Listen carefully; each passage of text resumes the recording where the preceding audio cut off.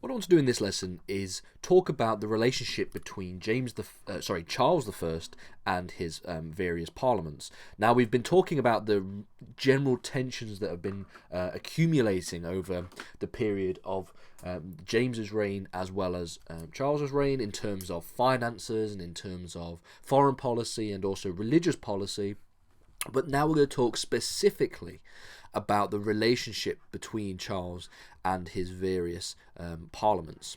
Now, when it comes to early relations, early on in his reigns, the first parliaments began in the reign of Charles I between 1625 and 1626. So this was the period of the first parliament, the first of the parliaments.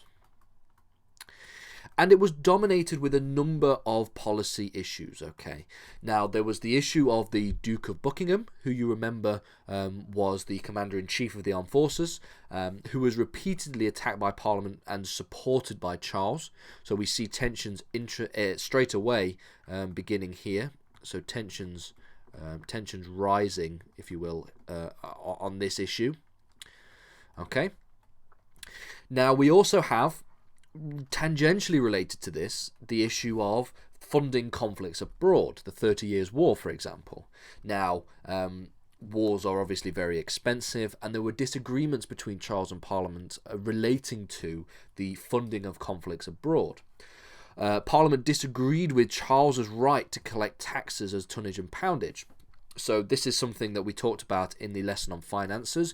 Parliament blocked the right of the monarch to raise and collect taxes by way of tonnage and poundage, something that was actually quite unprecedented at the time. Charles had had enough, effectively, of Parliament at this point and dissolved it in 1626 and issued a forced loan. So this Parliament was a particularly short Parliament. Okay, so we have a very short Parliament at this period.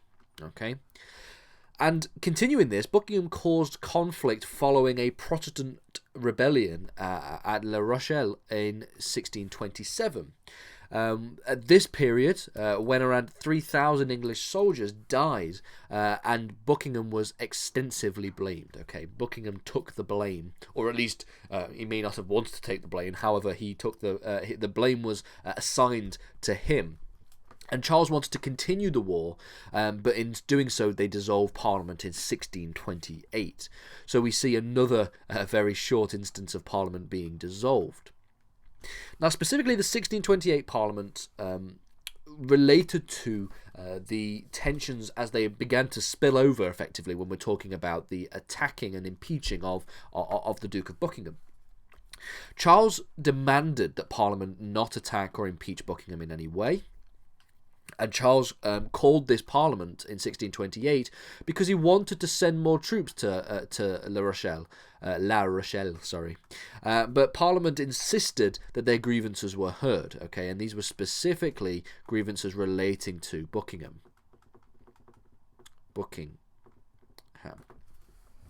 So we have a bit of an impasse at this point. Charles wanted to send more troops abroad. Okay, they wanted to send more troops away, and Parliament wanted to have their grievances heard, specifically relating to the Duke of Buckingham. However, Charles demanded that Parliament do not reference or even talk about the Duke of Buckingham or attack or impeach in any way. Something that was, was not a popular idea by Parliament. And this brings us to the issue of the Petition of Right. Now, we've talked about the Petition of Right in an earlier lesson, and the Petition of Right effectively was a prepared document by a number of MPs, including Sir John Eliot, Sir Edward Coke, and Sir Thomas Wentworth. Okay, they prepared a document and sent this to Charles I. Now, this document made a number of pleas to the monarch to avoid and to stop doing a number of these practices.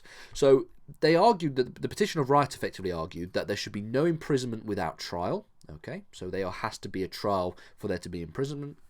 The king should not tax without the consent of Parliament. Now, this is something that, of course, when Parliament did not want to issue a tax of tonnage and poundage or grant this to Charles, the issue of forced loans was the main problem. So forced loans was the issue here, because if you remember, Charles dissolved Parliament and issued a number of forced loans in order to try and raise funds for particular conflicts, specifically the 30 Years' War. The Petition of Right also argued that there should be no martial law. Oopsie daisy. Oopsie, there we go. There should be no martial law, which is effectively, law that is imposed by military law, effectively. And then the fourth issue is that Charles should not demand forced loans against its citizens. Again, this relates to the issue of consent of taxation, and it also relates to a specific issue of the forced loans themselves.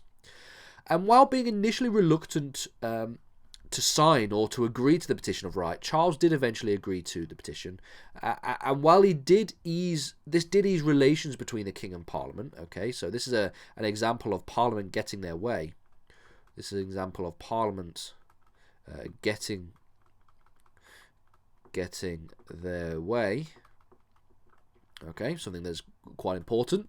While this did ease relations between Parliament and the King, when Parliament went back to attacking Buckingham again, Charles swiftly dissolved the Parliament again. So we have another example of an impasse that exists here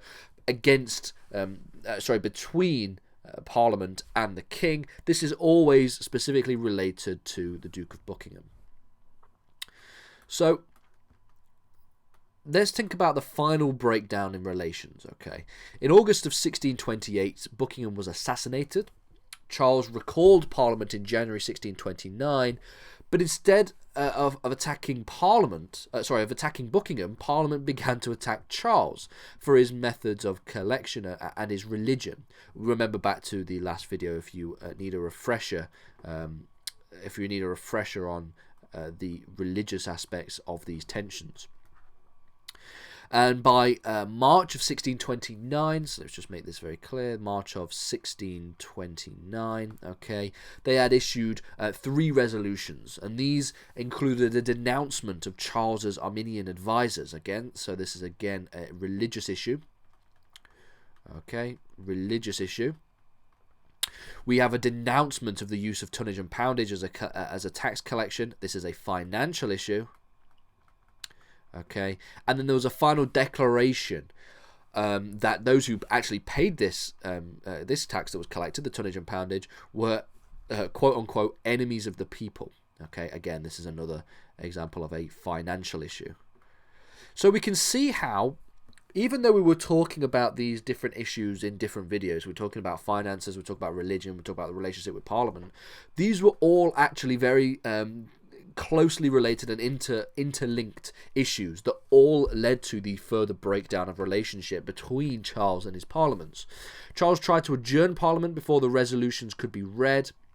However, Eliot and a number of other MPs held the Speaker's chair to allow the resolutions to be passed. In response, Charles formally dissolved Parliament and arrested Eliot with a number of other MPs and allies. Okay, so we see the relationship between Parliament and Charles go from being tense and among a number of disagreements to downright hostile, where you have the king arresting a number of MPs and dissolving Parliament in response. Now, in the next few lessons, we're going to start to talk about the period of personal rule, and then we'll talk about how the breakdown of the monarchical authority began to take place with the English Revolution and the English Civil War.